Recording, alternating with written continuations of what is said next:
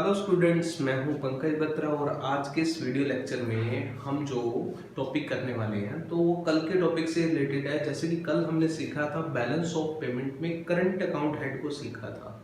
तो current account head के साथ इसके कुछ का एस्टिमेशन भी निकालने होते हैं। लाइक कैसे टॉपिक है estimation of balance related to the current account, क्योंकि करंट अकाउंट के भी छोटे छोटे जो हेड होते हैं उनमें से भी कुछ बैलेंस वगैरह हम कैलकुलेट करते हैं। तो उनको कैलकुलेट कैसे किया जाता है और होते कौन से हैं, ये क्लियर। तो इसको समझाने के लिए हमने ना बीओपी का करंट अकाउंट साइड 2016-17 का यहाँ पर लिखा है, क्लियर। जिसके अंदर आपको दिख रहा है कि सर ये गुड्स का एक्सपोर्ट है, इंपोर्ट है, इनविजिबल का कुछ नेट लिखा हुआ है, नॉन फैक्टर सर्विस जैसा कल बताया था जिसका सेल परचेज होता है, इनकम वही वाला जो रेंट, इंटरेस्ट, प्रॉफिट, इन सभी को हमने इनकम हेड में स्टडी किया था, क्लियर। और इसी तरह ट्रांसफर मतलब कि गिफ्ट्स, डोनेशन वगैरह ये सब चीजें तो जो वन साइडेड है दरअसल वो होते हैं ट्रांसफर। लेकिन रिकॉर्ड तो हर चीज होगी ना, पैसा आया है तो हमने क्रेडिट साइड में लिखा था, गया है तो हमने डेबिट साइड में लिखा था। अगर डेबिट और क्रेडिट को आपस में हम क्या करें, काउंटर बैलेंस करते हैं तो अपने पास बैलेंस निकल आते हैं। कोई नंबर पॉजिटिव दिख रहा होगा, कोई नेगेटिव। सेम इसी तरह गुड और सर्विस का हेड तो हमें दिख रहा है, बाकी इन्होंने ना कुछ बैलेंस करके दे रखा है। जैसे कि नॉन फैक्टर सर्विस में मेरे को पॉजिटिव नंबर दिख रहा है, इट मींस पैसा आया हुआ है, क्लियर। इनकम में मेरे को नेगेटिव नंबर दिख रहा है, इट मींस हमारी जो फैक्टर इनकम है हमने पे की हुई है, क्लियर। लेकिन इन सभी को करने के लिए अपने पास जो से एस्टिमेशन किए जाते हैं वो होते कौन से हैं। सबसे पहला होता है ट्रेड बैलेंस। तो ट्रेड बैलेंस होता है विजिबल चीज का।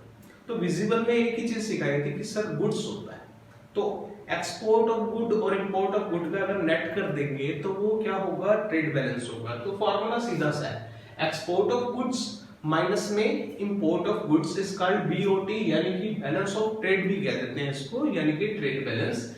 तो सिंपल सी बात है, अगर मान लीजिए एक्सपोर्ट ज्यादा है, अगर हम एक्सपोर्ट ज्यादा करते हैं और इंपोर्ट कम करते हैं, इट मींस हम फायदे में रहेंगे ना। तो उस केस में आपका जो ट्रेड बैलेंस आता है, अगर एक्सपोर्ट ज्यादा हो इंपोर्ट कम हो तो उसे आप कहते हैं सरप्लस। ऐसा कहते हैं सरप्लस। और अगर मान लीजिए आपका एक्सपोर्ट कम हो और इंपोर्ट ज्यादा है, हम लोग मंगवाते ज्यादा है, इट मींस पैसे ज्यादा दे रहे हैं, तो हमारा जो सा बैलेंस आएगा वो सरप्लस नहीं आएगा, कैसा आएगा, बल्कि डेफिसिट आएगा। कैसा आएगा, डेफिसिट आएगा। तो सरप्लस बीओटी भी हो सकता है और डेफिसिट भी हो सकता है। तो क्लियर है, यहां तक तो हम ट्रेड बैलेंस निकालना सीख ही जाएंगे कि सर ये देखिए ये है एक्सपोर्ट और ये है इंपोर्ट। तो एक्सपोर्ट को आप एक्सपोर्ट में लिख लेंगे और माइनस में कर देंगे इंपोर्ट। तो ये नंबर है मेरे पास यहाँ पर 392 एंड 580, क्लियर। तो जैसे मैंने इन चीजों को सेट किया आपके सामने, एक्सपोर्ट माइनस में इंपोर्ट लिखा, तो मेरे पास जो नंबर निकल कर आएगा यहाँ पर होगा 112,442। तो मेरे पास जो नंबर यहाँ पर निकल कर आ रहा है वो है 112,442, कैसा, नेगेटिव का। कैसा, नेगेटिव का। इट मींस जो आपका ट्रेड बैलेंस है, जो आपने इन दोनों से एक्सपोर्ट माइनस इंपोर्ट करके निकाला, वो नेगेटिव निकल कर आया। इट मींस इतनी पेमेंट देनी बनती है, क्या बनती है, देनी बनती है, क्लियर। तो यहाँ तक क्लियर हो जाता है।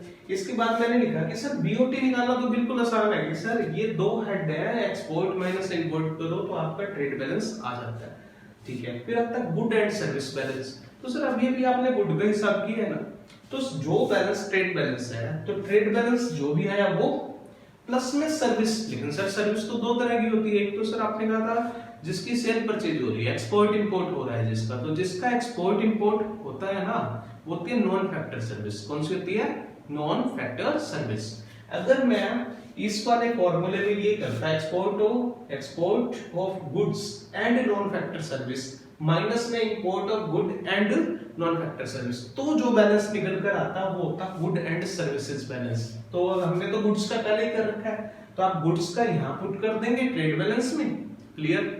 और साथ में balance of non factor service ले लेंगे। तो नॉन फैक्टर सर्विस का बैलेंस अपने पास गिवन है 67455।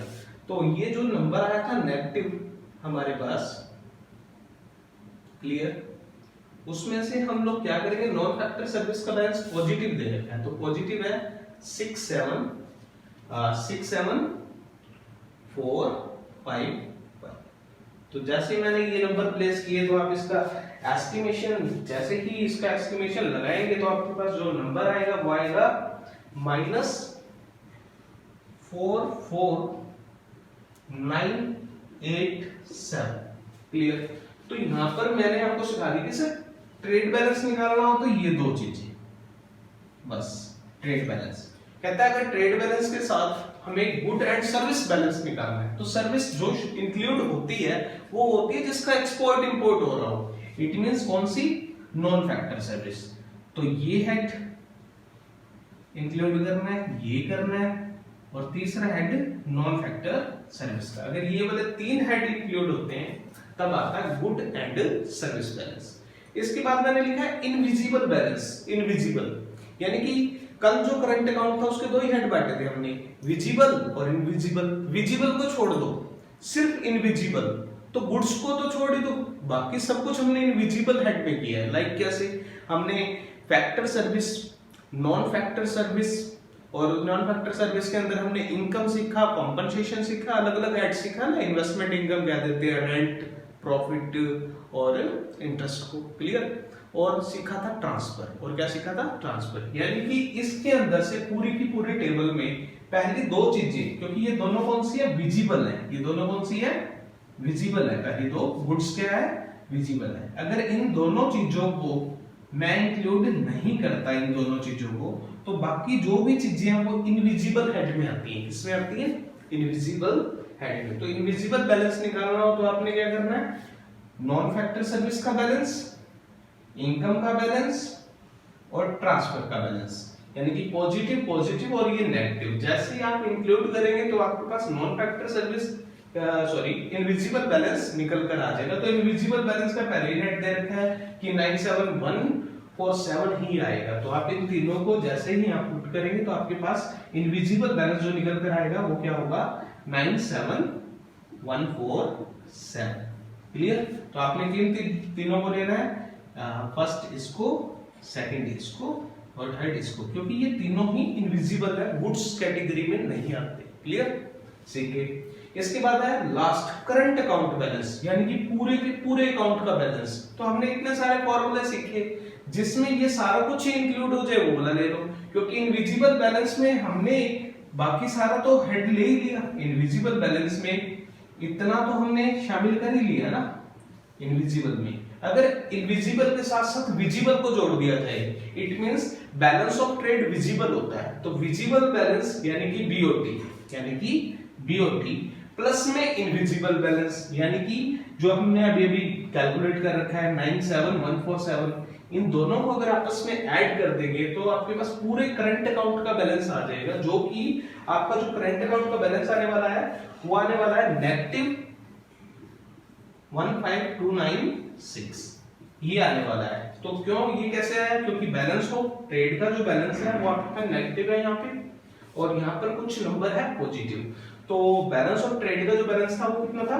माइनस, अगर आप इसको सोल्व करते हैं तो बैलेंस ऑफ ट्रेड का जो बैलेंस है मैं यहाँ पे लिख रहा हूं कि करंट अकाउंट बैलेंस अगर मैं निकालता हूं तो बैलेंस ऑफ ट्रेड माइनस के 12112 देन 442, इसमें से आप क्या करेंगे? प्लस कर देंगे इनविजिबल बैलेंस को, करंट बीओटी प्लस में इनविजिबल। इनविजिबल कितना है? 97147। तो जो नंबर आने वाला है आपके पास करंट अकाउंट का, मैंने लिखा था कि आप इसको जैसे सोल्व करेंगे तो नंबर आ जाएगा आपके पास -15296। तो ये इसको सॉल्व करने का बिल्कुल आसान सा तरीका है। हमने इसके आज जो सा लेक्चर में सीखा है वो टॉपिक है, हमने एस्टिमेशन ऑफ बैलेंस किए हैं किसके? करंट अकाउंट के। करंट अकाउंट में कितनी टर्म्स होती है। तो आज के लिए इतना ही। Thank you.